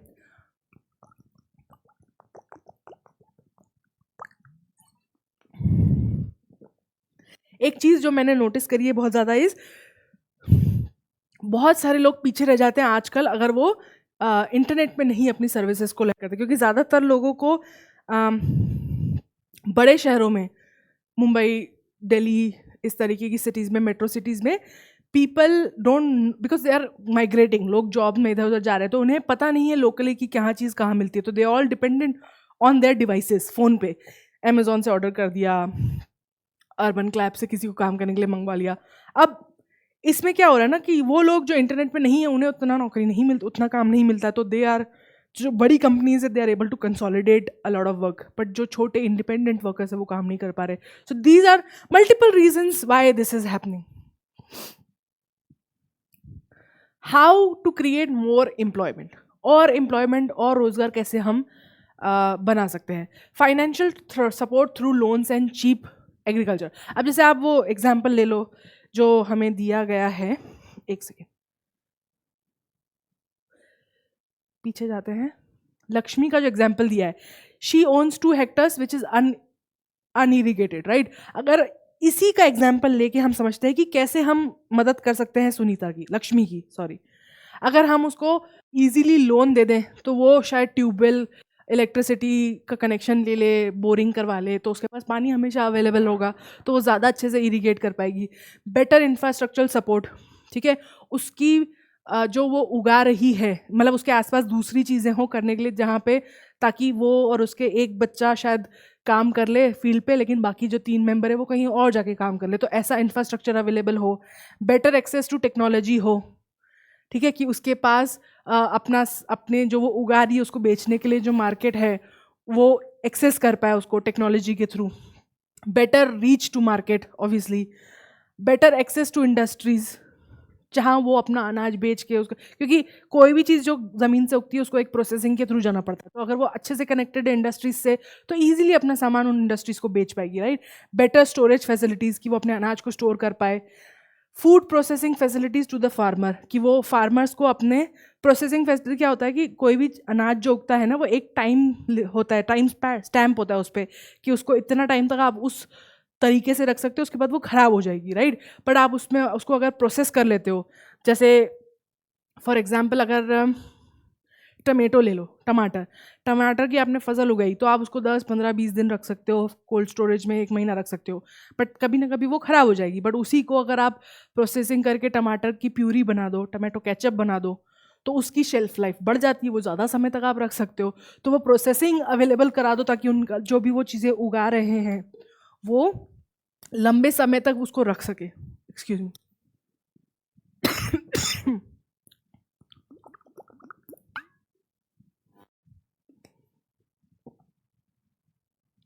So these are the ways that you can create more employment. These are the things the government can do to create more employment. Now let's talk about some facts. India has about 60% of the population belongs to the age group 5 to 29. India में जो 60% population है young है, means वो क्या है, 60% population 5 से 29 के बीच में डिपेंड एज में आती है. Out of this only 51% are attending education institute. Means जो 60% पॉपुलेशन है जो 5 साल से 29 साल की उम्र में है, उसमें से सिर्फ 51% है जो किसी तरीके का एजुकेशन इंस्टीट्यूट यानी स्कूल कॉलेज जा रहे हैं. The rest are, and particularly those age less than 18, बाकी और स्पेशली जो 18 साल से छोटे हैं, दे आर एट होम और may be working as child labours. वो या तो घर पे बैठे हैं फालतू, या तो फिर चाइल्ड लेबर की तरह काम कर रहे हैं. Job creation has been a key phenomena across various sectors like education and health. Job create करना एक सबसे important activity हो गई है across education and health sectors में. Yet there are many unemployed individuals. मतलब लोग पढ़ तो रहे हैं वो नौकरी करने के लिए, लेकिन अनएम्प्लॉयमेंट फिर भी बहुत ज़्यादा है, बेरोजगारी फिर भी ज़्यादा है. Sectors like tourism and others are ignored. जो लेजर वाले सेक्टर्स होते हैं ना, art and craft and tourism, उन पर ज़्यादा ध्यान नहीं दिया जाता क्योंकि वो भी इम्पॉर्टेंट होते हैं ग्रो करना, because not everyone can do everything, right. तो इन सेक्टर्स को बहुत ज़्यादा ध्यान नहीं दिया गया है. The central government in India made a law implementing the right to work. Government of India ने काम करने का मतलब सो दैट यू गेट अधिकार ऑफ डूइंग वर्क, काम करने का अधिकार, ऐसा एक राइट भी निकाला सेंट्रल गवर्नमेंट ने. इट केम अक्रॉस 625 डिस्ट्रिक्ट्स, है ना. इट्स एप्लीकेबल, इसको बोलते हैं Mahatma Gandhi national rural employment guarantee, जो देश के 625 डिस्ट्रिक्ट में काम करती है. और ये गवर्नमेंट प्रोवाइड करती है कि ताकि वो लोगों को काम दे सके, एम्प्लॉयमेंट दे सके. अब यहाँ पे मुझे कमेंट्स में बताइए कि इंडिया में टोटल कितनी डिस्ट्रिक्ट है. अगर इंडिया की 625 डिस्ट्रिक्ट में ये लागू है तो हैं कितनी टोटल, और बची हुई कितनी है जिसमें नहीं लागू है और क्यों नहीं लागू है. Okay, so why this specific number, ये आप मुझे कमेंट में बताइए. This is called MNREGA, Mahatma Gandhi national rural employment act 2005. इसके according those who are able to work and are in need of work, ये दो इंपॉर्टेंट है. Those who are able to work, काम करने लायक है, और इन नीड ऑफ वर्क, काम करना चाहते हैं, उन्हें गवर्नमेंट 100 दिन, 365 में से 100 दिन गारंटी करती कि हम तुम्हें काम देंगे. ठीक है, क्या बोल रही गवर्नमेंट कि जो काम कर सकते हैं, एबल हैं और काम करना चाहते हैं, उन लोगों को साल के 365 में से 100 दिन गारंटीड नौकरी देगी. और अगर नहीं दे पाती है, if fails to do that, then they will give them unemployment allowance.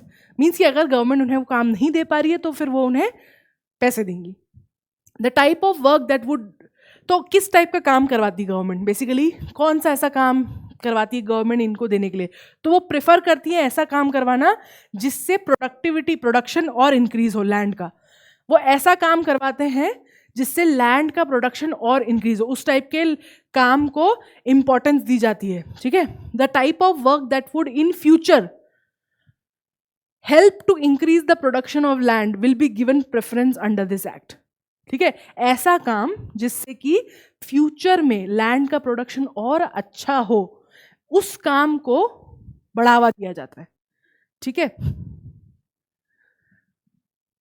अब एक और डिवीजन होता है within the economic section, is organised and unorganised sector. Organise का मतलब क्या होता है, ऑर्गेनाइज मतलब जमा हुआ, मतलब किसी भी चीज़ को हम ऑर्गेनाइज क्या बोलते हैं कि चीज़ें अच्छे से लगी हुई है उसे ऑर्गेनाइज बोलते हैं. तो same idea here as well कि जो इकोनॉमिक सेक्टर्स होते हैं ना, वो can be divided further into organise and unorganise. तो वर्कर्स एम्प्लॉयड, ओह क्या हुआ, workers employed in this sector enjoy these benefit. जो ऑर्गेनाइज सेक्टर में लोग होते हैं वो उनको क्या क्या बेनिफिट दिए जाते हैं, रेगुलर टर्म ऑफ एम्प्लॉयमेंट. ठीक है, अब इसको समझने के लिए सबसे बढ़िया है, लेट्स कंपेयर। आपके घर में अगर काम करने वाली मेड आती हैं, दीदी आती हैं, और दूसरा कोई गवर्नमेंट जॉब है जिसके पास, ठीक है, मान लो कोई कलेक्टर, ठीक है, DGNB जो भी है, इन दोनों को हम कंपेयर कर रहे हैं, ठीक है। रेगुलर टर्म्स ऑफ एम्प्लॉयमेंट मतलब क्या कि रोजगार नियमित तरीके से, मींस मेड का क्या है, आज नौकरी पे लगी, कल ना काम नहीं समझ में आया, निकाल दिया, but you can't fire this person unless कोई कारण हो, ठीक है। तो उसके पास एक वो रहती है कि मैं काम करना चाहती हूँ और मैं सही काम कर रही हूँ तो मुझे काम करने को मिलेगा, ये सिक्योरिटी इस इंसान को मिलती है पर उसे नहीं मिलती है, ठीक है। Rules and regulations like minimum wage act and payment of ग्रेच्युइटी,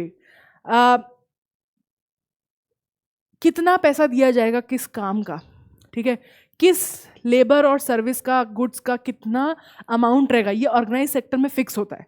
तो इन भाई साहब की या इन मैडम की सैलरी फिक्स है कि इतनी मिलेगी उनको, बट इनकी कोई फिक्स नहीं है, कभी कुछ कभी कुछ, कोई कितना दे दे कोई ना दे तो कुछ नहीं कर सकते क्योंकि limited. Formal procedure and process are followed, ठीक है।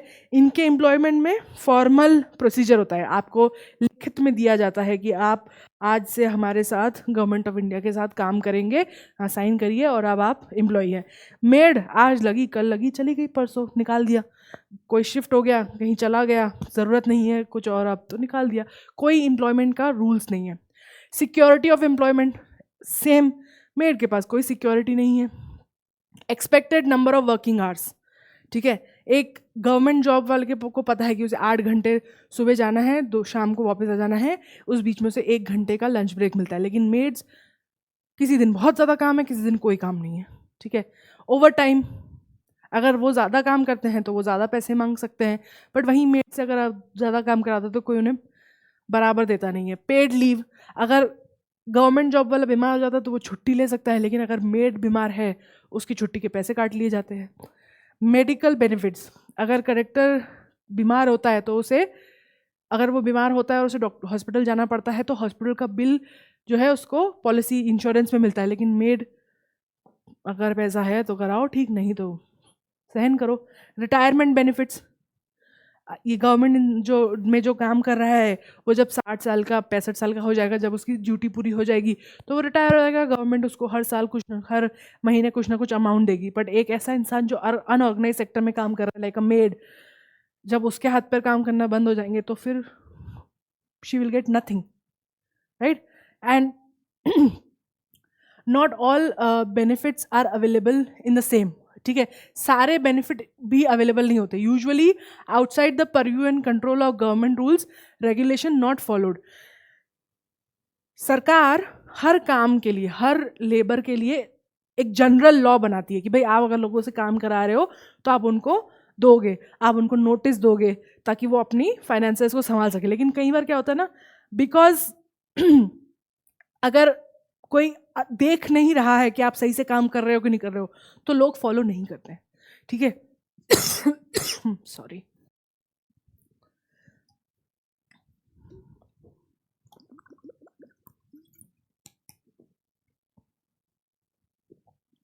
अगर सरकार ध्यान नहीं दे रही है ठीक से तो लोग फॉलो नहीं करते हैं रूल्स को। लो एंड इरेगुलर पे, जितना आप काम कर रहे हो, जितना आपका बनता है उससे कम पेमेंट दी जाती है और कभी देते कभी नहीं देते। No overtime, sick leave और others can be fired at any moment, ठीक है ना, उनको कोई सिक लीव दी जाती है, ना कोई ओवर टाइम का पैसा दिया जाता है, कभी भी फायर किया जा सकता है, और कोई रिटायरमेंट बेनिफिट नहीं दिया जाता है। एक सवाल मुझे आपसे और पूछना था, tell me the difference between gratuity and PF, क्योंकि दोनों जो है पार्ट ऑफ ऑर्गेनाइज सेक्टर का हिस्सा है कि आपको ग्रेचुइटी दी जाएगी, दोनों ही चीज़ें एम्प्लॉयर की तरफ से दी जाती है, बट मेन डिफरेंस होता है ग्रेचुइटी यूजुअली इज़ जब आप लॉन्ग टर्म तक किसी के साथ काम करते हो, किसी कंपनी के साथ, तो आपको कुछ पैसा देती है that goes into your retirement, ठीक है। सेम इज़ पीएफ, लेकिन उन दोनों के बीच में प्रोविडेंट फंड, दोनों में लेकिन एक की डिफरेंस होता है। तो आप मुझे मैसेज करके बताइए, कमेंट करके बताइए कि ग्रेचुइटी पे और पीएफ में मेन डिफरेंस क्या होता है? It is common to find many organise sectors enterprises in unorganise. ठीक है, कई बार ऐसे सेक्टर्स हैं जिनमें रूल्स और रेगुलेशन बने हुए हैं, उन्हें ऑर्गेनाइज किया जा चुका है, लेकिन वो कुछ ऐसी स्ट्रेटजीज को फॉलो करते हैं, लॉ को फॉलो नहीं करते, इवेड करते हैं टैक्सेस को, और वो अपने लेबर्स को प्रोटेक्ट नहीं करते. ठीक है, अब उसमें जैसे मैं आपको बता सकती हूँ, एक बहुत अच्छा एग्जाम्पल है एक्सीडेंट एट वर्क. मैन्युफैक्चरिंग में, कंपनीज में, इंडस्ट्रीज में ये बहुत होता है कि अगर आपके पास काम करते करते आपको कुछ इंजरी आ जाए तो यू आर कुछ पेमेंट मिलती है. लेकिन कई बार क्या होता है ना कि अगर इवन ऑर्गेनाइज सेक्टर में वो क्या करते हैं, उसको इवेड करने की कोशिश करते हैं कि नहीं देंगे, क्या करोगे, या फिर राइट ऑफ कर देते हैं कि अगर तुम हमसे ये मांगोगे तो फिर हम तुम्हें अपना ये वाला बेनिफिट नहीं देंगे, या जो भी है. बेसिकली प्राइवेट कंपनीज कई बार, या लोग जो श्रूड होते हैं, वो कई बार इवन दो गवर्नमेंट ने रूल्स बना रखे हैं, लेकिन टैक्स बचाने के लिए, पैसा बचाने के लिए, ज़्यादा प्रॉफिट कमाने के लिए इन रूल्स को फॉलो नहीं करती है. और वो इवन दो वो ऑर्गेनाइज्ड है पर फिर भी वो अनऑर्गेनाइज्ड की तरह काम करती हैं. They refuse to work properly, rules को फॉलो नहीं करते हैं. As a result, a large number of workers are forced to enter unorganised sector jobs which pay a very low salary. इसके कारण कई सारे लोग जो कि काम करना चाहते हैं लेकिन उन्हें अनऑर्गेनाइज सेक्टर में काम करना पड़ता है, because they don't have a choice. Okay, और अनऑर्गेनाइज सेक्टर्स में यूजुअली पे बहुत कम होती है. जो स्टिप्यूलेटेड पे है कि भाई इस काम के इतने पैसे मिलने चाहिए, वो हमेशा उससे कम ही देते हैं और कोशिश करते हैं जितना कम हो सके उतना बढ़िया. दे आर ऑफन एक्सप्लॉइटेड, ठीक है, and not paid a fair wage. उनका एक्सप्लॉइटेशन होता है, उन्हें प्रताड़ित किया जाता है, शोषण होता है, उन्हें सही उचित वेतन नहीं दिया जाता है. Their earnings are low and not regular.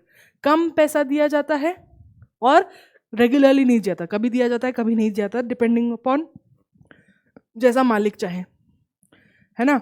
Who are the one who needs protection. अब प्रोटेक्शन गवर्नमेंट को सब, और ये कौन से ऐसे सेक्टर्स हैं जिसमें ज़्यादा के पॉसिबिलिटी है कि वो अनऑर्गेनाइज हो जाए, तो उसके लिए स्पेशल प्रोटेक्शन गवर्नमेंट देती है. तो वो किस सेक्टर्स में? एग्रीकल्चर लेबरर्स, ठीक है, क्योंकि एग्रीकल्चर अगेन सीजनल होता है, तो वहाँ ये पॉसिबल बहुत है कि 2 महीने काम किया, 2 महीने बिठा दिया, नहीं देंगे, 3 महीने. अब क्योंकि इतने सारे लोग अनएम्प्लॉयड हैं तो इसलिए वो बोलते हैं कि अगर ये इंसान 500 रुपये में काम करने के लिए तैयार है और मुझे 500 नहीं देने, तो मैं किसी और को बोलूँगा, क्योंकि वो इतनी बेरोजगारी है कि वो 400 में करने के लिए तैयार हो जाएगा, कोई और 300.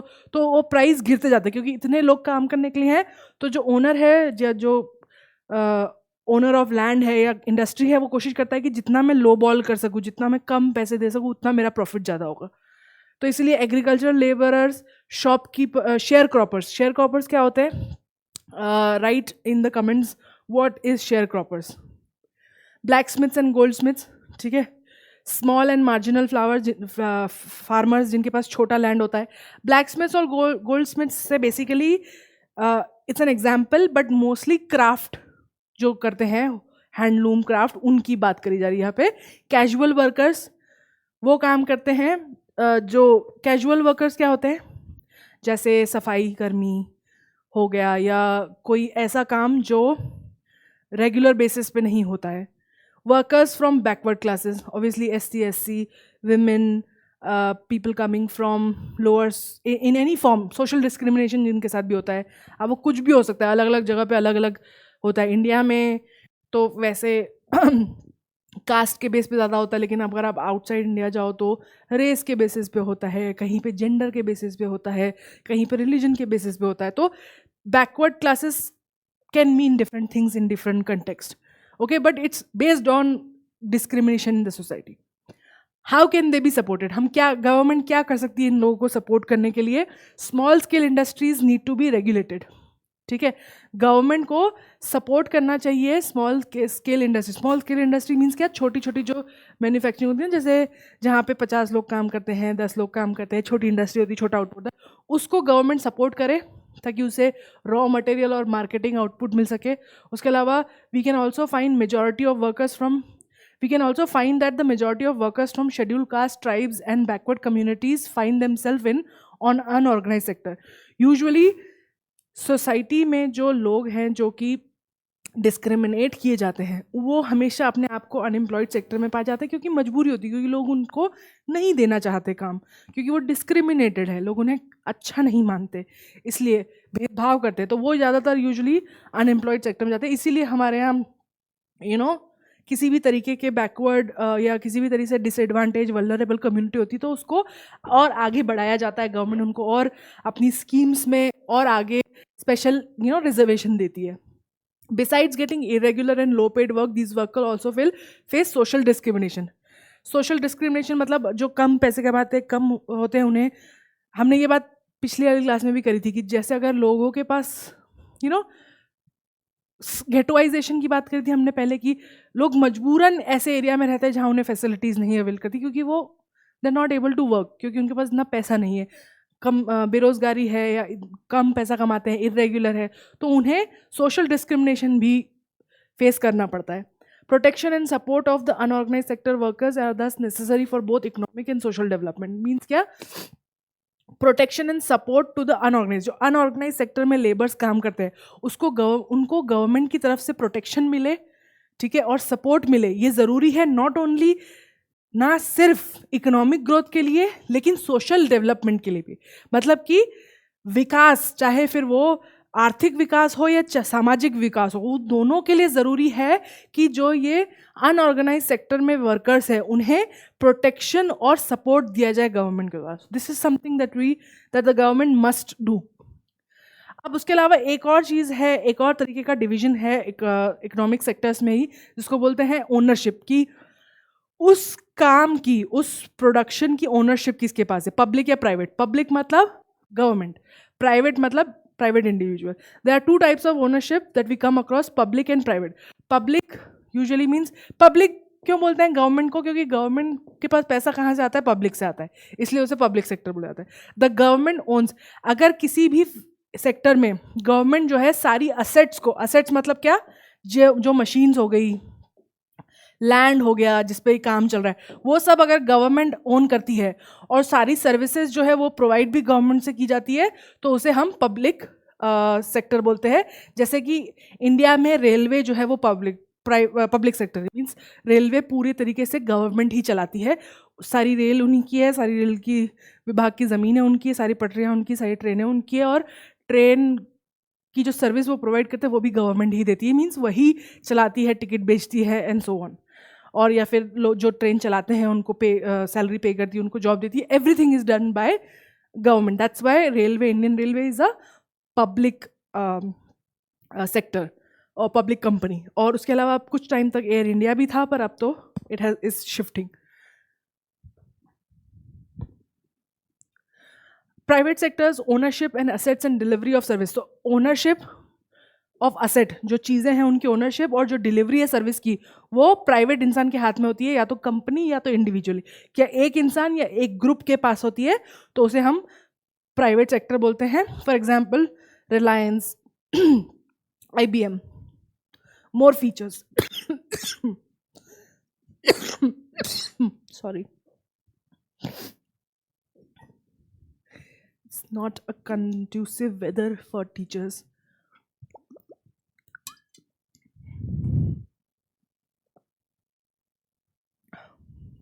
More features. Private sectors aim at getting more profit. Private sector का एम क्या होता है? जब भी कोई निजी क्षेत्र है उसमें उनका काम ये होता है कि हम प्रॉफिट को मैक्सिमाइज कैसे कर सकें। वेयर जो पब्लिक सेक्टर होता है ना, उसका काम ये होता है कि जो सर्विसेज है वो इम्पोर्टेंट है उनको प्रोवाइड करना। फॉर एग्जांपल कि अगर इंडियन रेलवे पब्लिक ना हो के प्राइवेट होती तो कई सारे ऐसे शहर हैं जहाँ ज़्यादा लोग आना जाना नहीं करते हैं, या एक जो ट्रेन चल रही है उसको रोकना और आगे चलाना और रोकना और आगे चलाना, उन जगहों पे जहाँ पे वो रुक रही है वहाँ पे स्टेशन बनाना, इस सब में पैसा लगता है। तो अगर उस जगह पे जाने वाले लोग कम हैं तो एक प्राइवेट कंपनी वहाँ पे स्टेशन नहीं बनाएगी। पर वहीं क्योंकि सरकार का काम पैसे कमाना नहीं है बल्कि लोगों को वो सर्विस देना है, इसीलिए वो भले कितना भी छोटा शहर हो वहां पे रेलवे स्टेशन बनाएगी। क्योंकि और दूसरी बात यह है क्योंकि जो काम चल रहा है, जो भी पैसे लगते हैं इस काम को करने में, पब्लिक सेक्टर में वो टैक्सेस के थ्रू किए जाते हैं, इसलिए। और अगर कोई प्रॉफिट होता है तो वो वापस उसी में चले जाता है, एक्सट्रैक्ट नहीं किया जाता है profit. Private sector also provide the services but at higher cost. जैसे सरकारी अस्पताल भी है, प्राइवेट अस्पताल भी है, तो प्राइवेट अस्पताल में वही चीज़ एक हायर कॉस्ट पे प्रोवाइड की जाती है, वेयर एज पब्लिक हॉस्पिटल में वही चीज़ सस्ते में प्रोवाइड की जाती है, सिंपली बिकॉज प्राइवेट हॉस्पिटल का काम है पैसा कमाना और पब्लिक हॉस्पिटल का काम है लोगों को हेल्थ सर्विसेज देना। तो ऐसा ही होता है हर पब्लिक और प्राइवेट सेक्टर में। There are certain activities that government has to provide. अब कुछ चीज़ें ऐसी है जो हम प्राइवेट सेक्टर के लोगों के हाथ में नहीं छोड़ सकते, ठीक है। The reason being why railway is public, ठीक है, क्योंकि आप इजीली माइग्रेट कर पाओ, ये आपका हक है, ये आपका देश है, आप कहीं भी जा सकते हो, कहीं भी घूम सकते हो, और आप इस देश में आसानी से घूमो और आपको कोई रोके ना, इसके लिए आपके पास ज़रूरी है ट्रांसपोर्ट। तो इस तरीके की जो चीज़ें हैं, सर्विसेज हैं, ये बहुत ज़रूरी है कि सबको मिले, बराबर से मिले। ऐसा ना हो कि सिर्फ जो अमीर है वो ले पाए, जो गरीब है वो ना ले पाए। इसीलिए कुछ सर्विसेज गवर्नमेंट को प्रोवाइड करनी पड़ती है, इसलिए वो हमेशा प्राइवेट होती है। जैसे postal service, Indian postal service हो गई, right, there is a reason why it's there. Government schools हो गए, गवर्नमेंट हॉस्पिटल्स हो गए, these things must be provided. क्योंकि आप बताओ, अगर कोई 500 लोगों का गांव है, ठीक है, जो बहुत गरीब है, तो वो कोई वहाँ पे जाके कोई प्राइवेट स्कूल क्यों खोलेगा, वहाँ पे जाके कोई प्राइवेट हॉस्पिटल क्यों खोलेगा? प्रॉफिट तो होना नहीं, लोगों के पास पैसे तो है नहीं, लेकिन वो जनता भी हमारी सरकार की रिस्पॉन्सिबिलिटी है। तो then government will go and open schools and hospitals. This is why certain things are kept public. This include buying produce from farmers, जो हमने लास्ट क्लास में पढ़ा था कि फार्मर्स से उनका प्रोड्यूस खरीदना एमएसपी पे, ये भी सरकार का काम है। इलेक्ट्रिसिटी प्रोवाइड करना, मतलब ऐसे भाव पे जो लोग खरीद सके, नहीं तो प्राइवेट वाले क्या करेंगे, जितनी इलेक्ट्रिसिटी आपको ज़्यादा चाहिए होगी उतना बड़ा बिल दे देंगे, है ना, क्योंकि उनका काम तो पैसे कमाना, तो वो ज़्यादा अमाउंट बेचेंगे, लेकिन ऐसे अमाउंट पे बेचना जिससे कि लोग अफोर्ड कर पाएँ। इसीलिए these are some things that the government must provide. Providing health and education facilities, ठीक है, running proper school, providing quality education, elementary education, duty of government, ठीक है। तो प्राइमरी एजुकेशन देना, प्राइमरी एजुकेशन मतलब क्या कि पढ़ना लिखना, बेसिक कैलकुलेशन करना, अपना हक जानना, अपनी रिस्पॉन्सिबिलिटी जानना, क्या सही है क्या नहीं है ये जानना, प्राइमरी एजुकेशन जिसको बोलते हैं, वो गवर्नमेंट को देना चाहिए। क्योंकि ये चीज़ों में आप प्राइवेट सेक्टर्स पे डिपेंड नहीं रह सकते, क्योंकि वो सिर्फ उन्हीं को देंगे जिनके पास पैसा होगा, तो गरीब लोग जो पीछे हैं और पीछे होते जाएंगे। इसीलिए these are some of the things that must be provided. Let's understand India में आजकल क्या चल रहा है। India size of illiterate people is one of the largest in the world. India में सबसे ज़्यादा निरक्षर आबादी है, ठीक है, इलिटरेट पीपल सबसे ज़्यादा इंडिया में ही है। Similarly we know that nearly half of India children are malnourished. Bharat में आधे से ज़्यादा बच्चे कुपोषित हैं, quarter of them are critically ill, 1/4 गंभीर रूप से बीमार है। This is the situation in India, a country which so much growth, still this is the reality. ये इस देश की रियलिटी है, इवन दो इतना सब होने के बाद। तो यहाँ गवर्नमेंट के पास बहुत सारा है काम करने के लिए। इन्फेंट मोर्टेलिटी रेट उड़ीसा में 40, मतलब कि for every 1000 kids 40 of them die before they turn 1, ठीक है। तो उड़ीसा में 40 है, मध्य प्रदेश में 48 है, is higher than some of the most poor areas in the world. मतलब क्या कि मध्य प्रदेश और उड़ीसा में जो मोर्टेलिटी रेट है वो सबसे पिछड़े एरिया से भी ज़्यादा है, ठीक है। मतलब यहाँ पे डेवलपमेंट है लेकिन फिर भी हेल्थ केयर नहीं है और बच्चे मर रहे हैं. Government also needs to pay attention to aspects such as availability of safe water and housing facilities for poor. लोगों को बराबर खाना मिले, न्यूट्रिशियस साफ सुथरा खाना, पानी, हवा मिले. ये कोई प्राइवेट कंपनी नहीं प्रोवाइड कर सकती. ये गवर्नमेंट को ही ध्यान देना पड़ेगा, क्योंकि गवर्नमेंट की जिम्मेदारी है सिटीजन. तो उन्हें ये सब चीज़ें, providing housing and facilities, water, air, food and nutrition, ये सब सरकार को ही प्रोवाइड करना पड़ेगा. It is also the duty of the government to take care of the poorest and the most ignored regions of the country. अगर कोई private company अगर किसी एरिया को कंट्रोल कर रही है, तो वो क्या करेगी? जिस एरिया में सबसे ज़्यादा प्रॉफिट है वहाँ जाके काम करेगी, जिस एरिया में प्रॉफिट नहीं है उसको देखेगी भी नहीं. पर सरकार ऐसा नहीं कर सकती. Government has to make sure कि जो बहुत poorest and most ignored region है कंट्री के, उन पर भी ध्यान दिया जाए, उनको भी जो है वो चीज़ें उपलब्ध कराई जाए, जो वहाँ बेसिक नीड्स उनकी पूरी की जाए. वहाँ पे प्राइमरी स्कूल हो, पब्लिक डिस्ट्रीब्यूशन की जो होती है ना, शॉप, राशन शॉप हो, डिस्पेंसरी हो, डॉक्टर हो, बेसिक पानी, इलेक्ट्रिसिटी, ये सब हो. तो ये जो है काम, ये गवर्नमेंट का होता है. These are the responsibilities of the government. So with this we are going to end this section. I hope this was an interesting lectures. I hope आपने इन्जॉय किया हो. आपको कोई भी सवाल है इस टॉपिक से लेकर, प्लीज़ राइट, एंड मैं नेक्स्ट टू नेक्स्ट क्लास में उसका जवाब देने की कोशिश करूँगी. कई सारे लोगों ने सवाल पूछा था मुझसे कि PYQ को लेकर, कि previous years question. So Sunday को I am going to go live and we will solve PYQs together for class 9th, and then next to next Sunday will go for class 10th. तो please Sunday के classes का ध्यान रखना. Live class join करना. आप अपने सवाल वहाँ पे भी पूछ सकते हैं. अगर आपको कोई इम्पोर्टेंट सवाल पूछना है तो मैं वहाँ पे भी जवाब दूंगी, अवेलेबल रहूँगी. वरना आप कमेंट्स में छोड़ सकते हैं, वहाँ भी मैं आपको नेक्स्ट क्लास में इसका जवाब दूंगी. Thank you so much for listening. Have a nice day. Bye.